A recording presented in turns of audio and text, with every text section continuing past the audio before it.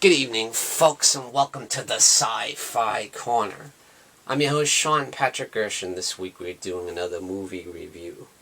This is Spider-Man Across the Spider-Verse, released in 2023, sequel to the wildly successful Into the Spider-Verse, which was kind of a surprise hit because you don't expect a comic book animated movie to do all that well. But it did very well and ended up winning the Oscar for Best Animated Film that year. So yeah, quite a triumph for Sony Pictures. So that film introduced us to the world of Miles Morales as Spider-Man. And of course, he's not the only Spider-Man. There's a Spider-Man in every corner of the universe, every dimension, every part of the multiverse. And that's kind of part of the plot of the film. You know, Miles travels through time to different dimensions and meets up with all the different Spider-Men or Spider-Girls. You know, there's some Spider-Women out there too, including Gwen Stacy as Spider-Gwen or Ghost Spider or Spider-Woman, whatever you want to call her, but it's Gwen Stacy's Spider-Man. And she returns for this film, and she has quite an arc. You know, we get to know some of her backstory and her personal tragedy. And that's kind of a running theme throughout this film, is that every version of Spider-Man has their own personal tragedy. You know, going back to the original Spider-Man from the comics, his personal tragedy was, you know, Uncle Ben and him dying, and him learning that with great power comes great responsibility, and that kind of drives him to become Spider-Man, to become a hero that he is today, you know. And Miles Morales, for him, it was his uncle, but his uncle ended up being a villain, the Prowler, you know. And that kind of was the thing, one of the things that drove him to want to fight crime, you know. And of course, he got bit by a radioactive spider, as every Spider-Man does. But it's just nice to see all the different versions of Spider-Man each have their own arc with their own personal tragedy. I like that aspect of this film, and that's one of my favorite parts about this film. And of course, we get to meet some of the other characters from the original film, you know. We meet up with Peter B. Parker once again, only this time he has a spider baby. Yeah, he's running around with his daughter in his little pouch there, you know, and the baby has the spider powers. You know, you see her climbing up the walls and stuff, you know, and he brings the baby swinging on the adventures, swinging with the spider web, you know. It's hilarious. But it's funny, he's like still like chill Spider-Man with his robe, you know. It's hilarious. And at one point he tells one of the other Spider-Man who has kind of no sense of humor, he's like, dude, we're supposed to be funny. Every Spider-Man is supposed to be funny, and it's funny because he ends up being the comic relief in this film. But there's another Spider-Man, Spider-Man 2099, who becomes a big part of this film. Because he kind of is the one that controls the multiverse. He has like this wristband thing that makes him able to jump into the different dimensions. And he's kind of the main Spider-Man that controls the multiverse, almost like Doctor Strange does in the No Way Home movie. So he's almost like the Doctor Strange of this film. But in a way, he's kind of like the Batman of Spider-Man, in a way, because he's like the dark, brooding, very serious Spider-Man, big jacked up, you know, very intense, you know. And he's voiced by Oscar Isaac in the film. Yeah, he's really cool too, and he's got kind of different powers. At one point, he's kind of got claws, and then Miles Morales is like, dude, are you sure you're Spider-Man? Because he's got all these different weird kind of powers that none of the other Spider-Man have ever had.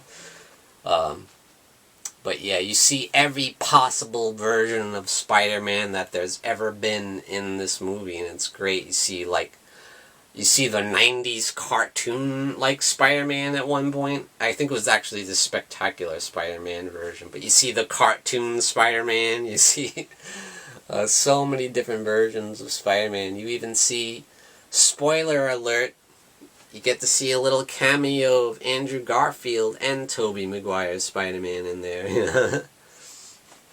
But yeah, you see 2099 Spider-Man, you see Ben Reilly, Scarlet Spider Spider-Man, the clone. When you see him, he looks literally ripped from the 1990s comic book. That's like the style of animation that he's in. It's really cool. What else? You see a lot of the people from the first film. You see the tarantula, the girl, and the robot Spider-Man.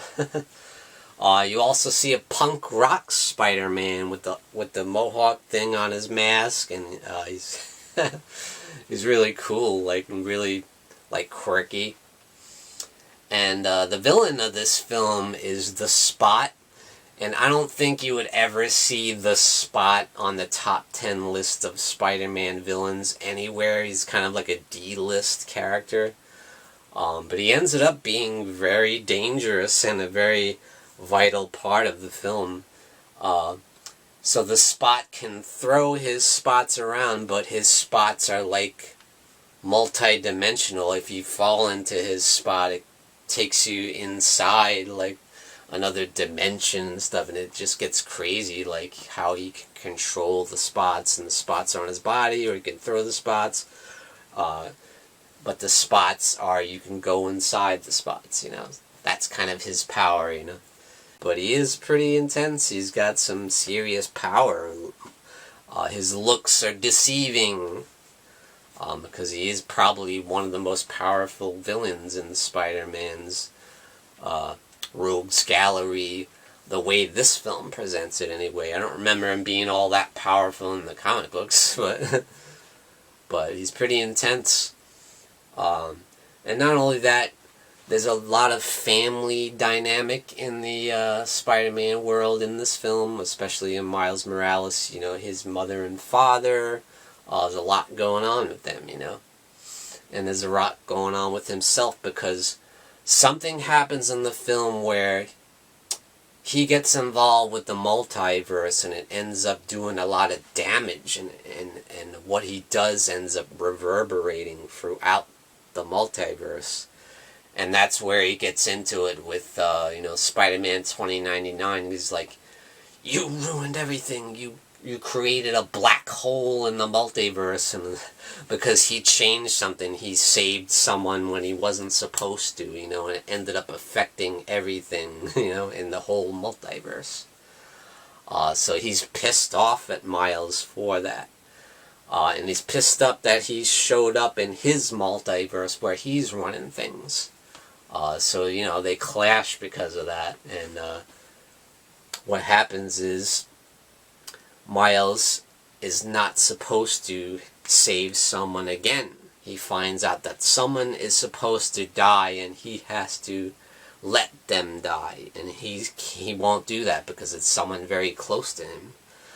So that becomes a real issue, and Miles tries to escape back to his world, where he wants to save that person. He's not going to let that person die, but it's like, if you don't, you're going to change the course of time again, and it's like something that they would play out in the original Star Trek series, where when you travel through time, if you change something, there's going to be a problem. You've seen that in a lot of movies, like Back to the Future, and no different here.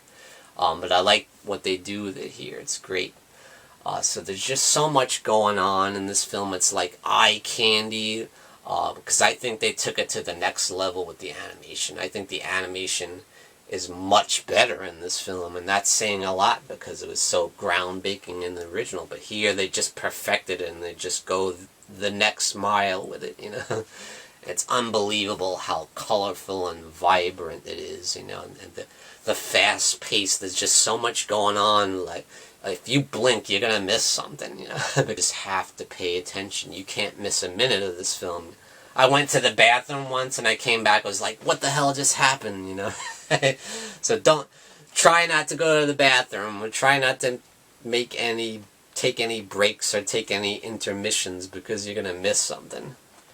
But yeah, so many Easter eggs, so many cameos, so many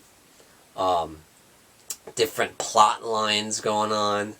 But yeah, you gotta pay attention to this movie. And I will say that this feels very much like the Empire Strikes Back of this supposed trilogy that we're getting. This definitely feels like the intense, the dark middle part of the franchise, like Empire Strikes Back was. Especially the way it ends. I'm not going to give that away, but it ends on kind of a somber note that you know there's something intense that's coming up in the next film too. But it feels very much like a middle film that you know there's a third one coming, and it's like, you know, to be continued. But it's well worth it, because the journey to get to that point is well worth the wait. So I highly recommend Across the Spider-Verse. I enjoyed it even more than the first one. I thought the animation was better. I thought the story was better. I thought the action was better. Everything about it was better. I love it. I think it's absolutely fantastic. I think it's one of the best Spider-Man films ever made. And thank you for joining me, Sean Patrick Erschen, in the Sci-Fi Corner. Tune in and blast off.